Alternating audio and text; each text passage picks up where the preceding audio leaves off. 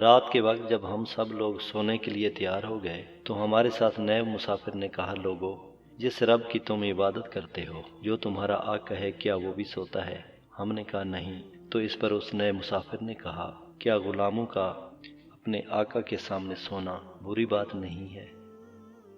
ہماری آج کی ویڈیو ایک نئے مسلمان ہونے والے شخص کے بارے میں ہے۔ چنانچہ عبد الواحد ابن زید نے قصہ نقل کیا۔ فرماتے ہیں، ہم ایک مرتبہ ایک سمندری بحری جہاز پر سوار تھے۔ ہوا اچانک تیز ہو گئی۔ ہم اونچے سمندر سے نکل کر ایک جزیرے پر پناہ لینے پر مجبور ہو گئے۔ ہم جزیرے پر جیسے ہی پہنچے، ہم نے دیکھا ہمارے سامنے ایک شخص کھڑا ہے جو عبادت میں مصروف ہے۔ ہم نے اس شخص سے پوچھا، تم کس کی عبادت کرتے ہو؟ اس نے ایک بت کی طرف اشارہ کیا۔ پھر ہم نے کہا، یہ تو بت ہے، ہم میں سے تو کوئی بھی بت کی عبادت نہیں کرتا۔ اس پر اس شخص نے ہم سے پوچھا، پھر تم کس کی عبادت کرتے ہو؟ ہم نے اسے کہا، ہم تو اللہ کی عبادت کرتے ہیں۔ اس نے پوچھا، اور اللہ کون ہے؟ ہم نے کہا، وہ جس کا عرش آسمانوں میں ہے اور جس کی بادشاہی آسمانوں، زمینوں اور جو کچھ بھی موجود ہے سب پر ہے۔ اس پر اس نے کہا، پھر تمہیں یہ کیسے معلوم ہوا؟ ہم نے کہا، اس اللہ نے ہمارے پاس واضح دلائل اور معجزات کے ساتھ ایک رسول بھیجا۔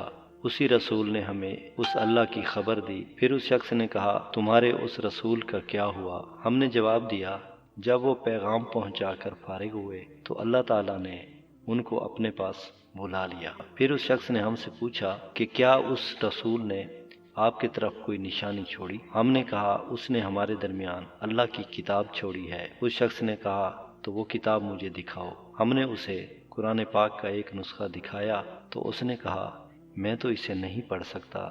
چنانچہ ہم نے اس کا ایک حصہ اس کے لیے پڑھا۔ پھر اس نے روتے ہوئے کہا، لوگو، جس کی یہ بات ہے اس کی نافرمانی نہ کی جائے۔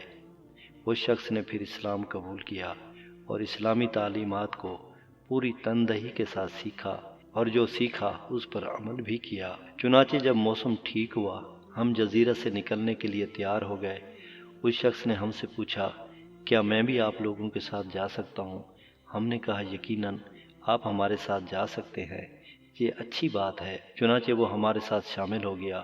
ہم نے اسے قرآن کریم کی مختلف صورتیں اور دوسرے احکامات سکھائے۔ سفر کی پہلی شام کے اختتام پر ہم سب عملہ سونے کے لیے جب تیار ہو گئے تو ہمارے نئے مسافر نے کہا، اے لوگو، جس کی طرف تم نے میری رہنمائی کی، جس کے ساتھ مجھے شناسا کیا، اور جو تمہارا اور میرا آقا ہے، کیا وہ سوتا ہے؟ ہم نے کہا، وہ ہمیشہ زندہ رہنے والا ہے، جو تمام موجودات کو برقرار رکھتا ہے، اس کی حفاظت کرتا ہے، اسے نہ اونگ آتی ہے نہ نیند۔ اس نے ہماری طرف دیکھا اور کہا، کیا غلاموں کا اپنے آقا کے سامنے سونا بری بات نہیں ہے؟ اس کے بعد وہ جوش کے ساتھ اچھل پڑا اور دعا کرنے لگا، اور اس کے رونے کی آواز صبح تک سنی جا سکتی تھی۔ یہ واقعہ سنانے والے شخص عبد الواحد بن زید فرماتے ہیں، جب ہم ابدان نامی جگہ پہنچے تو میں نے اپنے ساتھیوں سے کہا، یہ شخص یہاں پر اجنبی ہے، دوسرا یہ کہ نیا مسلمان بھی ہے، ہم اس کی مدد کرنے کے لیے آپس میں مل کر کوئی رقم جمع کرتے ہیں۔ چنانچہ ہم سے جو کچھ ہو سکتا تھا ہم نے جمع کیا اور پیسے اسے دینے کی کوشش کی۔ اس نے کہا، یہ کیا ہے؟ ہم نے کہا، یہ تھوڑے سے پیسے ہیں، تم اسے اپنے اوپر خرچ کر سکتے ہو۔ اس شخص نے کہا، سبحان اللہ، اے لوگو، تم نے مجھے ایک ایسی راہ دکھائی ہے جسے تم خود نہیں جانتے۔ میں جب سمندر کے بیچ ایک بنجر صحرا میں رہتا تھا، میں اس کے سوا کسی اور کی عبادت کرتا تھا، لیکن اس نے مجھے باہر جانے کی اجازت نہ دی۔ پھر یہ کیسے ممکن ہے کہ وہ مجھے محتاج بنائے، جبکہ اب میں صرف اسی کی عبادت کرتا ہوں؟ بے شک وہ خالق اور رازق ہے۔ پھر وہ ہمیں چھوڑ کر ایک علیحدہ رستے پر چلا گیا۔ ہمیں اس کے ٹھکانے کی کوئی خبر معلوم نہ ہوئی۔ کچھ عرصہ گزرنے کے بعد لوگوں نے بتایا کہ ایک شخص فلاں جگہ پر ہے اور بہت بیمار ہے۔ چنانچہ ہم اس کے پاس پہنچے، دیکھا وہ مرنے کے دہانے پر ہے۔ سلام کرنے کے بعد میں نے اس سے کہا، آپ کو کچھ چاہیے؟ اس نے کہا، جو ذات آپ کو جزیرے پر لے آئی، جب میں نہیں جانتا تھا کہ اس نے مجھے وہ سب کچھ فراہم کیا مجھے جس کی ضرورت تھی۔ عبد الواحد بن زید فرماتے ہیں، میں اس کے پاس بیٹھ گیا، یہ سوچ کر کہ میں کچھ دیر ٹھہر کے اسے تسلی دوں۔ چنانچہ میں وہاں سو گیا، مجھے نیند آ گئی۔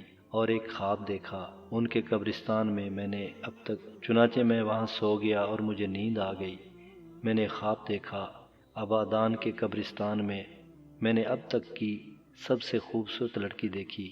وہ کہہ رہی تھی اس کی تدفین میں جلدی کرو کیونکہ اب کافی عرصہ ہو گیا میں اس کے لیے تڑپ رہی ہوں۔ میں ایک دم سے بیدار ہوا اور دیکھا کہ وہ فوت ہو چکا تھا۔ میں نے اس کے جسم کو دھویا اور اسے کفن دیا۔ تدفین کے بعد میں نے ایک اور خواب دیکھا۔ خواب میں وہ شخص بہت خوبصورت لگ رہا تھا۔ لڑکی اس کے ساتھ بیٹھی تھی۔ اس کے پاس بیٹھ کر وہ شخص یہ آیت دہرانے لگا، سلام ہو تم پر، اس پر جو تم نے صبر کیا، اور آخری گھر بہت اچھا گھر ہے۔